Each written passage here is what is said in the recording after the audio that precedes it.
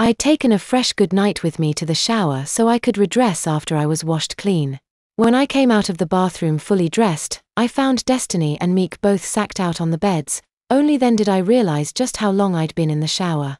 The water had felt so good, and I took time to condition my hair several times to soften it, as it felt rather hay-like from all the bleaching. I mean, they were completely out of it, neither of them so much as stirred from the noise of me coming out of the bathroom.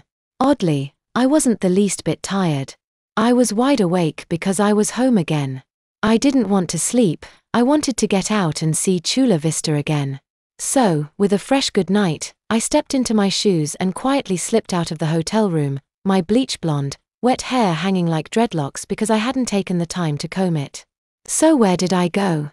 I'm surprised you have to ask. I made a beeline for the ocean. I had no surfboard, but that was a minor technicality. More times than I can count, I have ended up on one stretch of beach or another without a board. I'll share a little secret with you. All you have to do is know how to talk with other surfers, and in no time you'll be catching waves on a borrowed board. I hit the beach and couldn't believe how crowded it was. Man, it was like a sea of beach towels and UN-tanned people. Yep, it is for sure the start of summer, I said aloud. I pulled off my shirt and tied it around the metal pole of the boardwalk sign along with the other 30 or more shirts and such that were tied to it. That's what we surfers do with our clothes, we either bury them on the beach or tie them to something.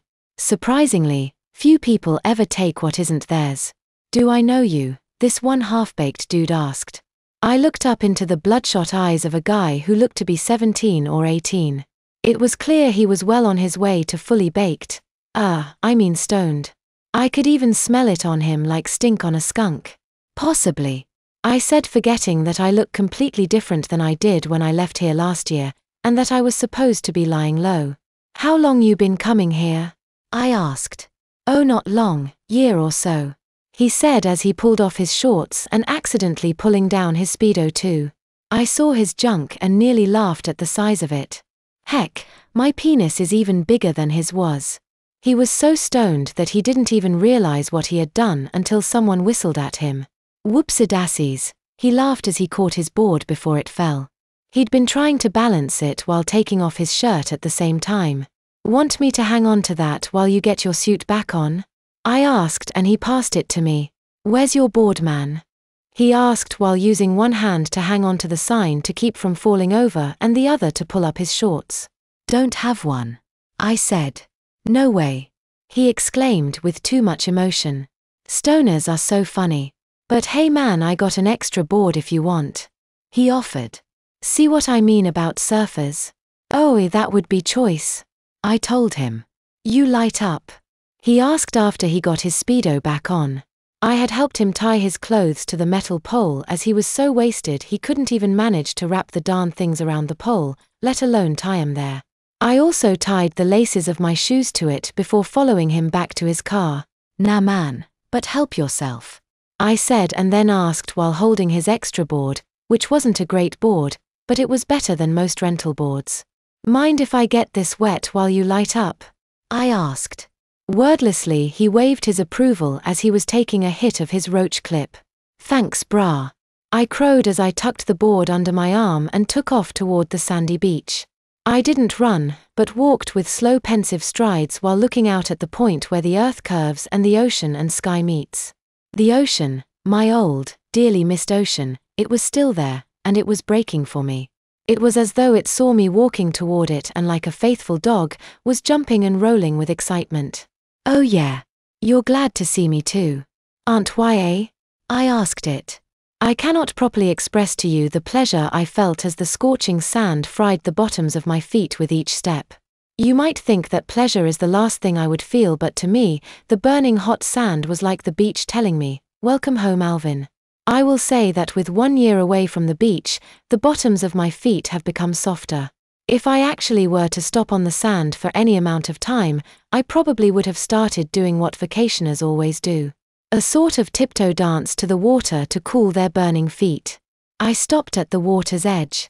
The waves rolled up and touched my feet like a dog licking its master's face. Down, level with the water, I could see the waves were more than gnarly. They were the kind of waves people draw on the backs of school binders, as in the kind you only dream about. There was only one thing to do: go in for a closer look. There was no checking the water temp or getting used to the colder ocean water. I ran all the way out, jumped on the board and paddled like mad. Now you might have noticed that I'd managed to forget something very important. I was wearing a good night under my board shorts and they were already completely waterlogged. This is actually going to be a reoccurring event in the coming days. Alvin, you idiot, I said aloud as I duck dived under the first wave. I came up on the other side and didn't stop paddling and duck diving until I thought my arms were going to fall off. I had to dive under 8 waves in total and paddled so far out that when I sat myself up and turned to look back, I couldn't see land or anyone else. I was alone, in the middle of the Pacific Ocean. I was finally back where I belong. As peaceful as it was out there in the middle of my own big, blue water world, I didn't stay out there too long, maybe 10 minutes or so, long enough to shimmy out of my shorts and the good night and then shimmy back into my shorts. I'm immensely ashamed to tell you this, but I dropped that good night right into the water and watched it sink into the blackness of the ocean depths. I was no sooner getting my board shorts back on, when I spotted what I knew was going to be a great wave. However, I was behind it already. Using a trick I'd learned from a Hawaiian surfer, I grabbed both sides of my board and flipped myself right over so that the bottom of my board was facing the sky and I was dongaying Ben-8th in the water. My body acted like sail and the current actually propelled me so fast that when I righted my board and myself, I was in perfect passion. Boy, was I right on the money with that wave. It was almost a perfect wave. Oh yeah, check it out.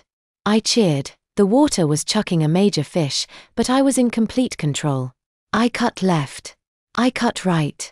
I pulled a nice exit and re-entry. I was ripping up that face. I rode it in about halfway alone, then at about that point several other surfers had caught the wave too. However, they didn't know that the wave hadn't reached full maturity and were soon swallowed up. I had been riding high and hanging 10. However, knowing that it was going to begin breaking soon, I dropped low and then did a sharp left to put myself into position. My timing was spot on as the wave began to break above me, creating a stellar tube. There was a moment where I couldn't see anything but water all around me, and having not surfed a tube in about a year, I actually got a little scared as it closed in on me. In that instant I had a brief and incredibly scary thought, like someone screaming in my ear, that this was how I would die. However, like I said, it was brief, like a nanosecond, and then instinct took over. I slid my left foot a couple inches nearer the nose of the board, lowered myself, and soon fired myself out the other end before the wave could consume me. Still riding the dying wave, I was punching my fist in the air and cheering. Not this time. I felt like I was back and hadn't lost anything at all. Several surfers and vacationers were ohing and awing as I came up on shore. A few asked who I was, but I didn't answer. As I walked up the beach, I found the stoner's car and placed his board in the back, which was still wide open. As I was walking back past the car, I found the stoner passed out on the front seat and laughed as I headed for my shirt and shoes. Yeah, it would have been great to surf for the whole afternoon, but I hadn't left Meek and Destiny a note or anything telling them where I had gone. Therefore, I wanted to get back before they woke up again. I walked into the room to find both of them awake and active. There he is, Meek said smugly. Told you he wouldn't be gone long. Destiny was helping Meek, Mindylin, to be re-dolled up by touching up her eyeshadow. Where'd you wander off to? Destiny asked. Her tone wasn't strict or that of a mother hen. She simply sounded curious. Wasn't tired, so I went to see if the ocean was still where I left it, I said while retrieving a fresh goodnight. How was the water? Meek asked. Perfect. Caught a gnarly one, I said while kicking off my shoes by the door. Just one? Meek asked. Forgetting to be embarrassed, I dropped my shorts, exposing myself to Destiny as I stepped into the goodnight. Yeah, didn't want to worry either of you, so I hurried back. See, told YA he couldn't wait, Meek said to Destiny. Yeah, you got that one right, I said as I pulled my shorts up over the fresh goodnight.